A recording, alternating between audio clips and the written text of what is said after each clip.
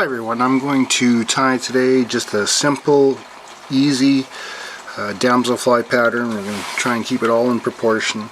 So there's a lot of different color variations to this, but this is certainly one of the favorites for myself on one of my local lakes. So I'm just going to tie here. I'll start with a BL 724 size 10. I use a 2x heavy hook on this, or a 1x heavy bent in point, just because I like the hookup, I like the weight of it, and when I add the eyes onto it, it just sits well. So I'm going to tie with a standard classic wax thread. I'm just going to run touching turns here for a bit and then return to the eye of the hook, or close to the eye of the hook. Again with touching turns. And what I'm going to do is just set some tan beads around 3 times that fashion.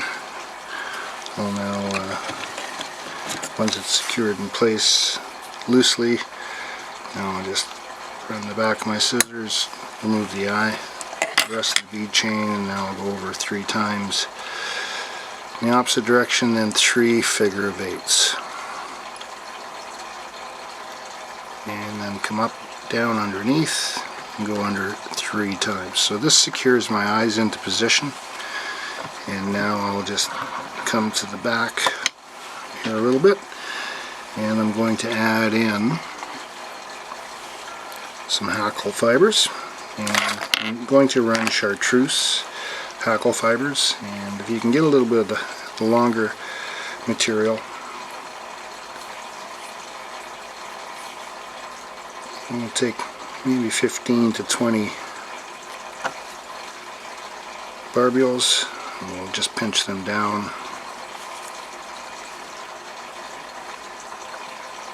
and measure them off to length, and then just cut the excess off.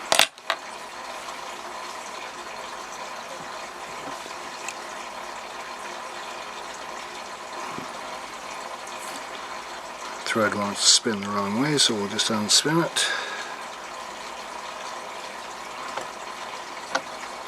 And I'm happy with that length, so now I'll just proceed with touching turns, moving down the hook shank. So damselflies are quite narrow and thin, so we try not to create a robust pattern. I know in a lot of the shops the last few decades, the commercial tires have been, certainly ones from foreign countries, have been tying this pattern more and more robust all the time, and it's sort of lost its profile. And so now I'm going to run the Zamberfly Olive Perfect Quill, so it's a transparent olive material, and it's a large rib, so in this situation that means a large black stripe versus a medium or a small. And I'll just remove one of these quills, these perfect quills. It's got a fairly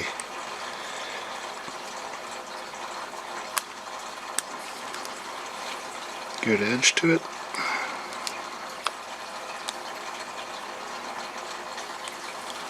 So I just remove it with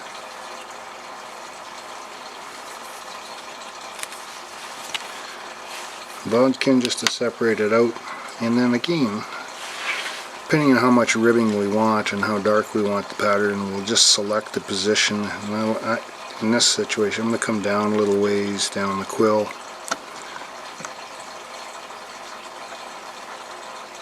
and we'll tie that in on the side. Again, with touching turns, progressing forward, we'll cut off material just behind the hook eye, behind the eyes I mean, and then we'll just progress forward. And now I'm going to build just a slight taper with my thread, much like we did with the perdigons.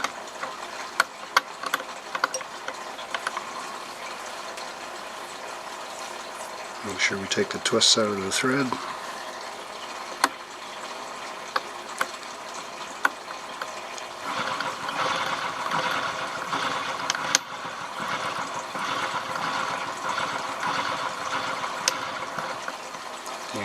the twists and progress forward.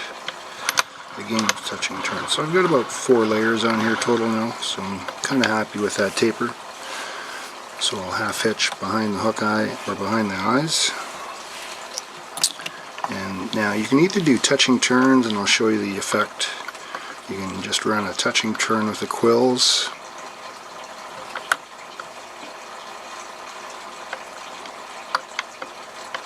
So it gives you kind of that effect, and as it gets closer to the front, because of the taper, it's opened up. Or the other way you can do it, if you want a little bit more of that thread showing through, just take a full turn at the back and then just open your turns up slightly, and it gives you a completely different effect. And I kind of like that effect on damselflies, so I'll just run with that, but both will work. So we'll just shorten up our thread here.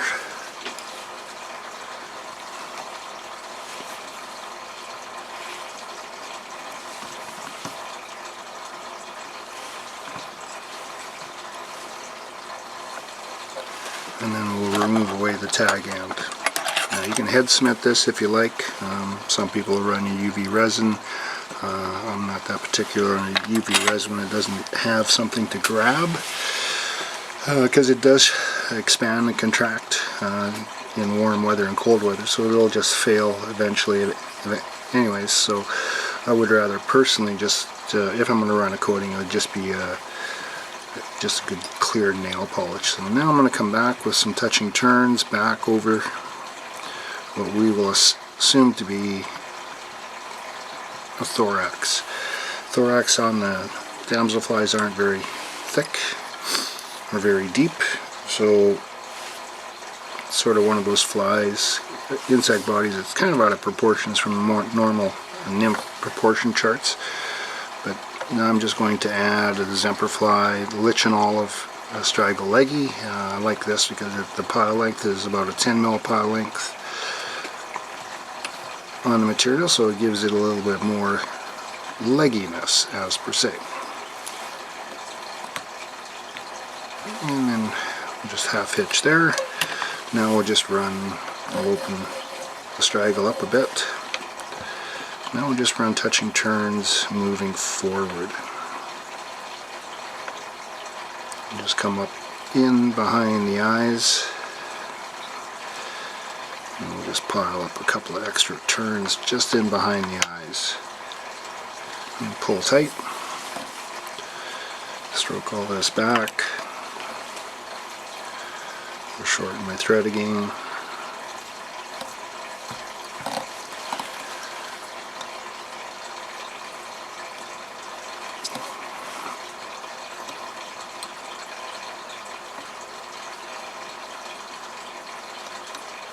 That thread doesn't want to lay down properly, so I'm going to come around the front.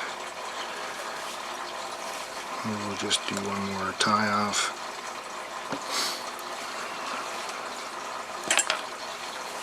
So once we're here, we can just wet finish in behind the hook eye.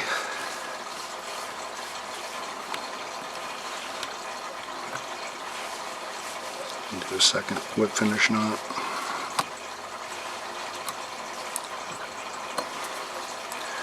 And that's a very, very simple damselfly. You can take this further if you like by just burning the top if you want to put a wing case on. So what I like to do then is just burn the top down slightly,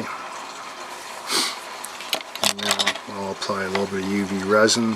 Because the leggy material is still sticking out, and I like using the resin at this point because it has something to grab. It's got a little bit of material in there to grab, so it just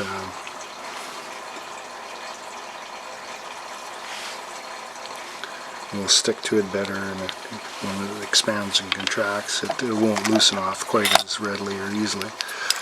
So now we'll just throw a torch on it, and you can see the UV reflectiveness on this fluorobright thread, or the classic wax thread. And that was a 6/0 that I used, as I mentioned.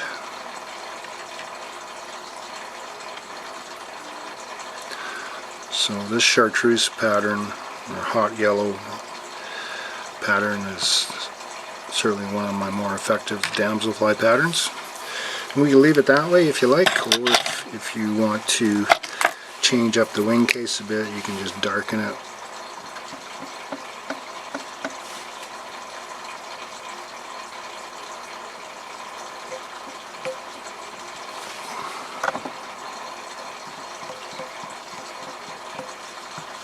And drop in some head cement, just a little coat, secure that Copic marker coloring on the wing case, and there we have the finished pattern.